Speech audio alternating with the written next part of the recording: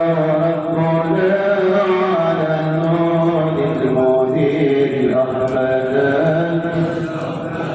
سيد المرسلين وعلى آله وصحبه أجمعين صلى الله وسلم على النبي سيدي وصحبه أجمعين صلى الله وسلم على النبي سيدنا محمد وآله وصحبه أجمعين. Untuk tugas selanjutnya dalam kompensasi triwulan ketiga, insya Allah kami usahakan dan juga kami akan mengajukan sesuai dengan. Di mana saja mari kita sama-sama dengarkan hikmah belajar ceramah agama di bersuci pagi hari ini yang akan disampaikan oleh guru kita pada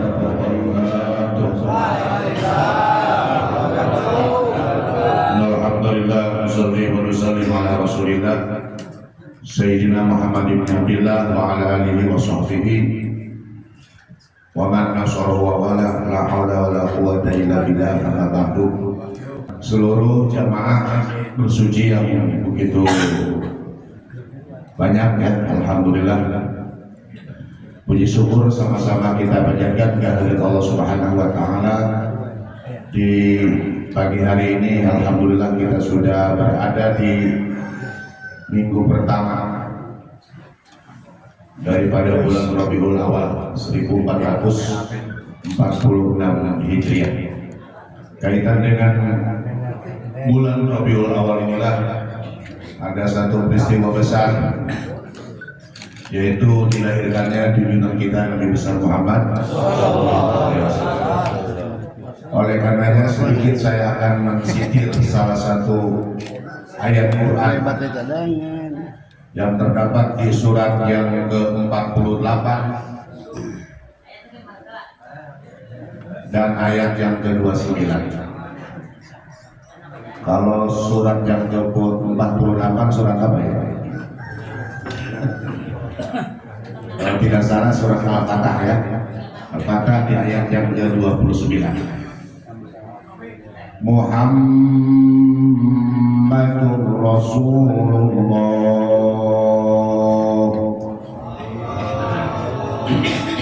walladzina ma'ahu asyidda'u 'alal kuffar ruhama'u bainahum ruk'an sujada yabtaghuna fadlan minallahi wa ridwana simahum fi wujuhihim min atharis sujud. Sadaqallahul adzim. Ini ayat yang ke-29 di surat Al-Fatah, artinya ayat terakhir, karena memang jumlah ayat di surat Al-Fatah hanya 29. Adalah utusan Allah. Nabi Muhammad itu adalah Rasulnya Allah. Walladzina ma'ahu beserta orang-orang dan orang-orang yang bersama Nabi Muhammad. Asyidda'u 'alal kuffar, tegas, keras sikapnya terhadap orang-orang kafir.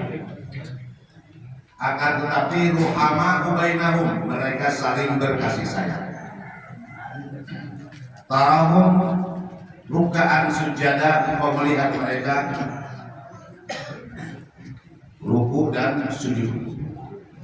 Yabtaguna fadlan minallahi wa ridwana, mereka mencari fadl-fadl Allah, mereka mencari keriduan Allah.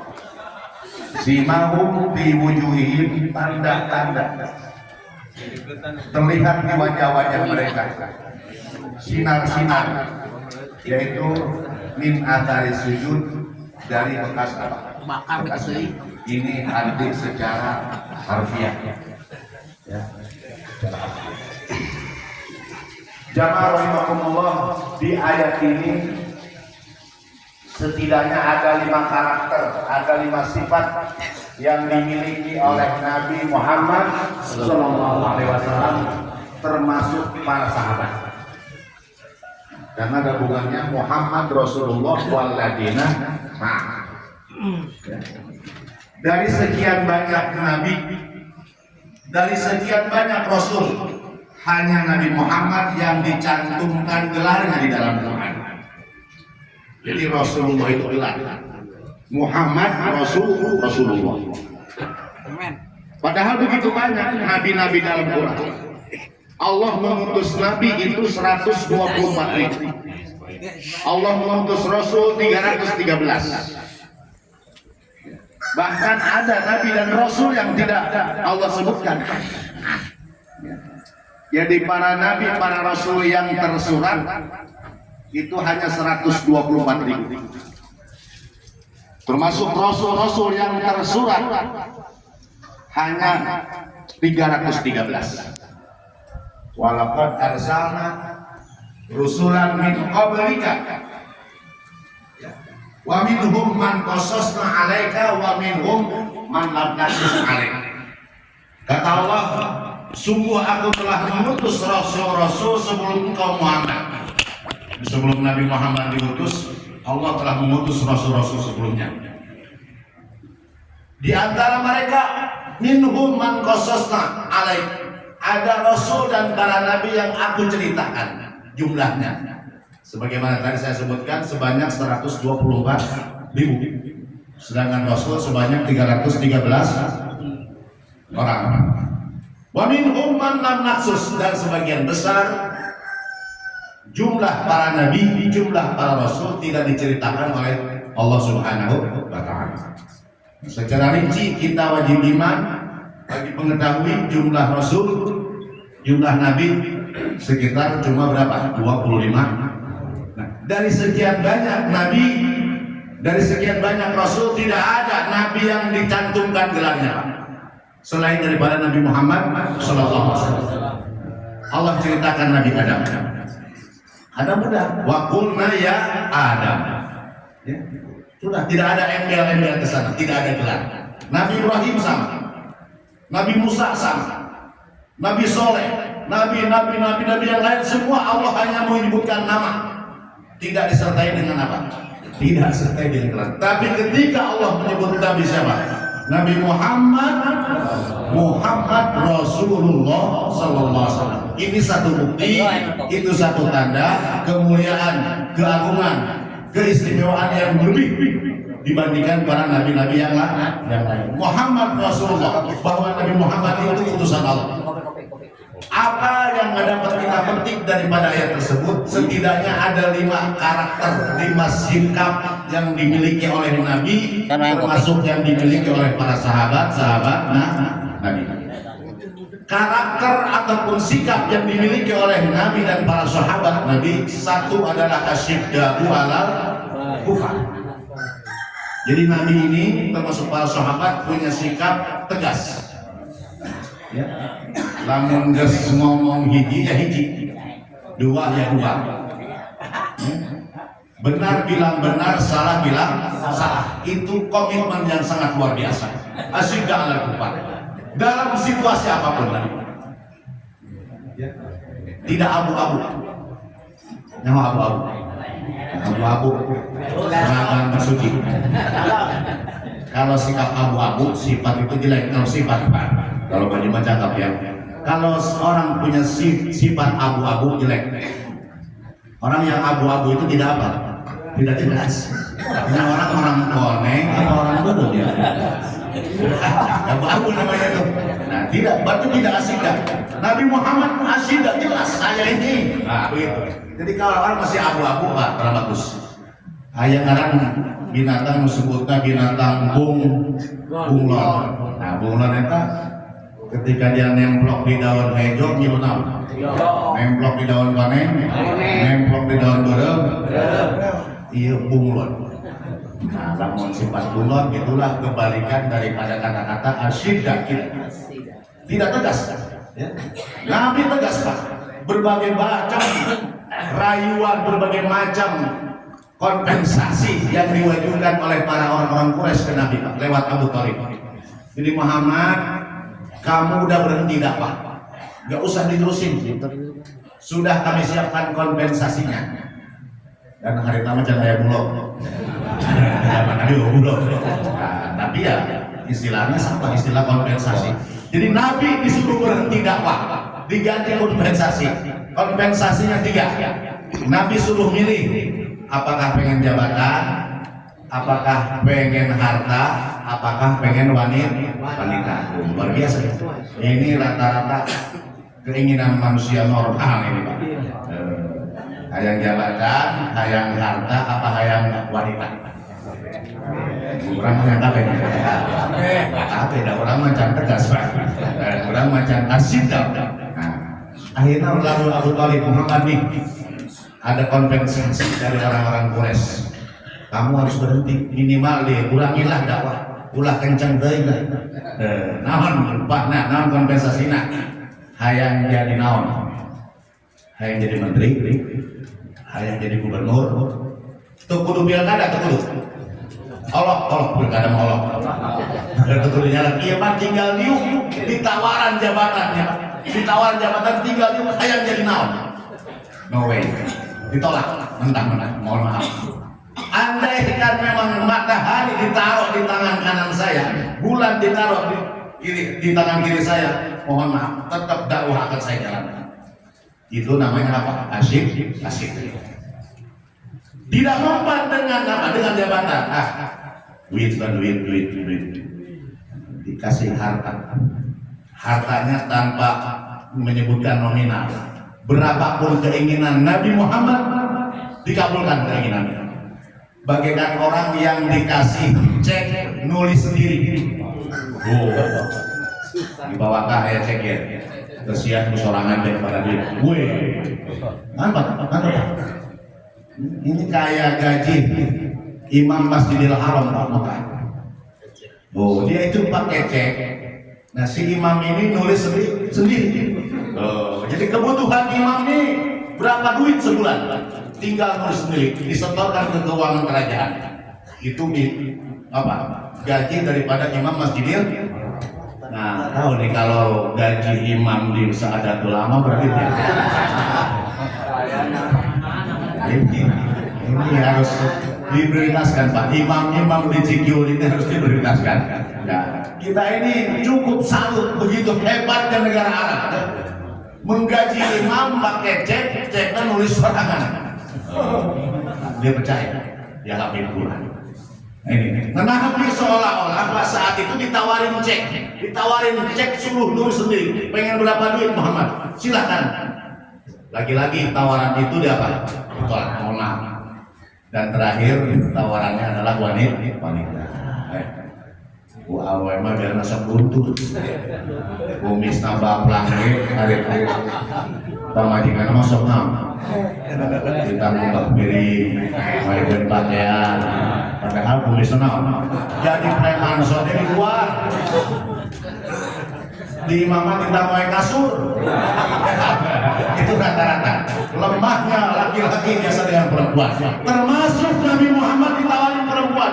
Pilih mana pengennya, wanita Libanon, wanita mana lagi? Silakan. Lagi-lagi tawaran yang ketiga pun dia apa? Ditolak. Mohon maaf, tidak mau. Jadi semua tawaran-tawaran daripada orang-orang kafir Quraisy dibantah, ditolak semua. Inilah bukti Nabi ini punya sifat apa? Asyiddatu alal kufar. Yang kedua, sikap Nabi, sifat Nabi, karakter Nabi beserta para sahabat adalah ruhamahu bainahum. Kendati Nabi tidak mau kerjasama urusan akidah, tapi urusan sosial Pak, Nabi ini luar biasa. Makanya bahasanya ruhamahu bainahum. Walaupun Nabi tegas tidak mau menerima tawaran, tidak mau menerima sogokan-sogokan, dalam hubungan sosial sangat bagus. Boga modal, silakan. Jadi urusan sosial, urusan kemasyarakatan, urusan kemanusiaan tetap harus berbuat. Jadi Nabi ini empati kepada orang yang betul-betul membutuhkan. Siapa yang sekiranya orang yang wajib dibantu, dan siapa orangnya yang sekiranya wajib membantu. Jadi kelemahan umat Islam ini kadang-kala sulit kita ini untuk menentukan ini orang apa dia harus dibantu, apa orang ini harus membantu, malah ingin dibantu. Terbukti ketika zaman corona kemarin ada stiker-stiker bansos.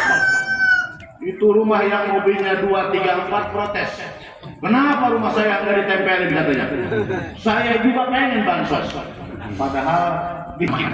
Semestinya dia itu bukan dibantu tapi apa? Membantu orang, bukan dibantu tapi membantu. Yadul ulya khairun min yadis sufla.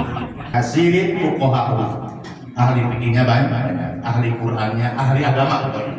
Rumah ini hafal Quran, rumah ini hafal Quran. Pokoknya tiap-tiap rumah itu rata-rata hafal Quran. Artinya semua ahli agama. Nah, karena demikian, qalil khutba'uhu. Karena banyak yang hafal Quran, banyak yang pintar di agama, sehingga tidak ada penceramah-penceramah. Ada pun sedikit. Ya, tidak ada penceramah saat itu tidak laku. Manggil. Karena rata-rata setiap orang bisa. Ngapain kalau bisa diceramain? Kemudian di saat itu qalil sa'iluhu. Orang yang minta bantuan sangat sedikit. Kasir mu'tuhu. Sedangkan orang yang mau membantu sangat apa? Sangat banyak. Ini zaman bukan zaman sekarang. Ini zaman sudah berlalu. Makanya segatnya juga ibaratnya menggunakan fi'il madhi, asbah. Artinya zaman Nabi, zaman sahabat, zaman tabi'in, pokoknya zaman-zaman sebelum kita dulu itu luar biasa. Banyak ahli-ahli Quran, banyak ahli-ahli fikih, sehingga tidak perlu kita banyak penceramah-penceramah karena setiap orang sudah mampu. Dan di saat itu banyak orang-orang yang membantu, yang ingin dibantunya sangat sedikit.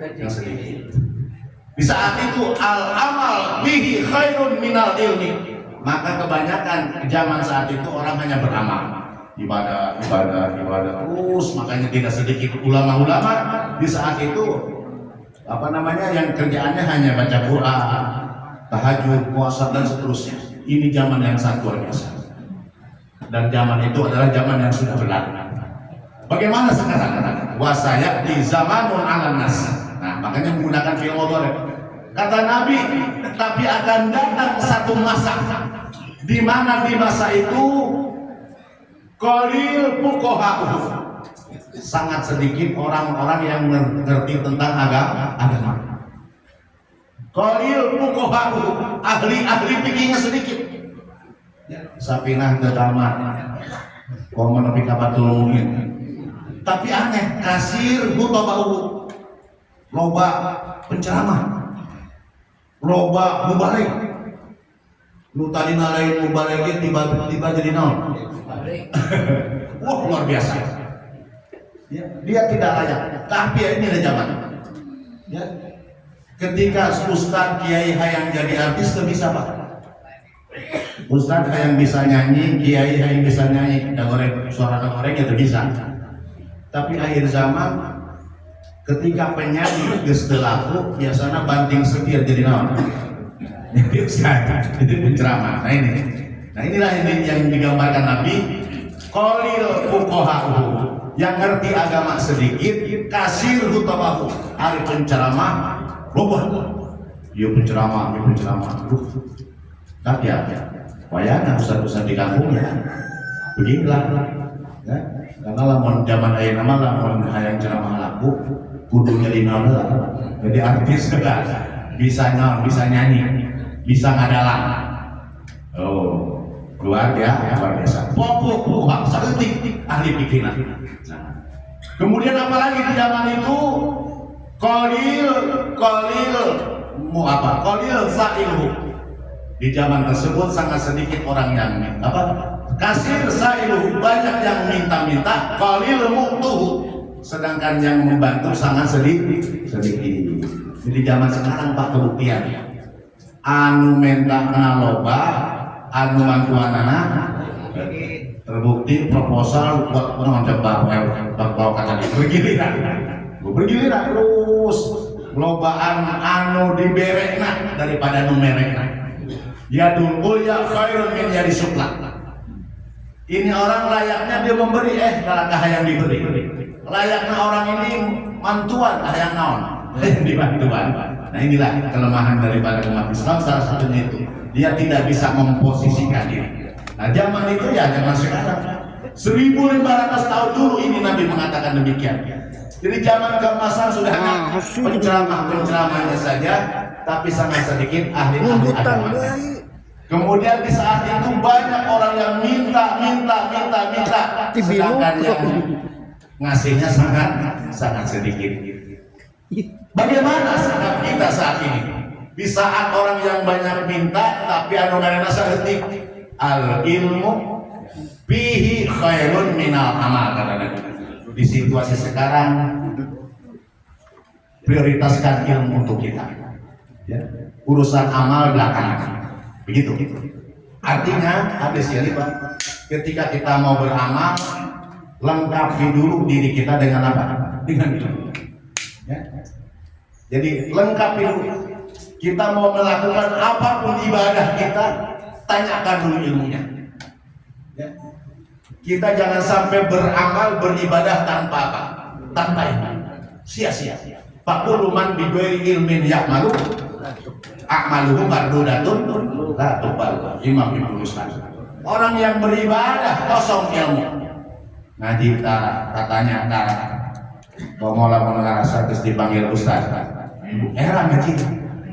Eta kunaon tara milu ngaji. Wah, kudu ngaji ustaz. Geus milu ngaji ustaz atau kudu ngaji.